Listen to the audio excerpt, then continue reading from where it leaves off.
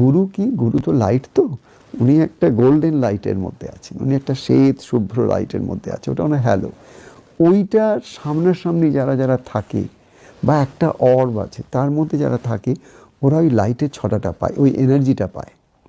তাই জন্যে গুরুর সান্নিধ্যে বা কোনো একটা ভালো মানুষের সান্নিধ্যে বা কোনো একটা পজিটিভ গুড হ্যাপি পার্সনের সঙ্গে তুমি যখন থাকবে না, you'll automatically start feeling good and you'll automatically start feeling uplifted. হয়তো তুমি একটা কোনো ব্যাপারে হয়তো চিন্তিত ছিল, ওখানে গিয়ে দেখলে ওই চিন্তাগুলো তোমার কাছে নেই, কোথায় উইদার অ্যাওয়ে হয়ে গেল। ব্যাপারটা কিছু না, তুমি যত লাইটের কাছাকাছি আসো সত্যগুণের প্রভাব বাড়ে। সত্যগুণ কী করতে পারে? সত্যগুণ তোমার মধ্যে স্টেবিলিটি আনতে পারে, তোমার মধ্যে দয়া, মায়া, ক্ষমতা, ভালোবাসা, ক্ষমা, এই সব জিনিসগুলো সত্যগুণ তোমার কাছে নিয়ে আসে।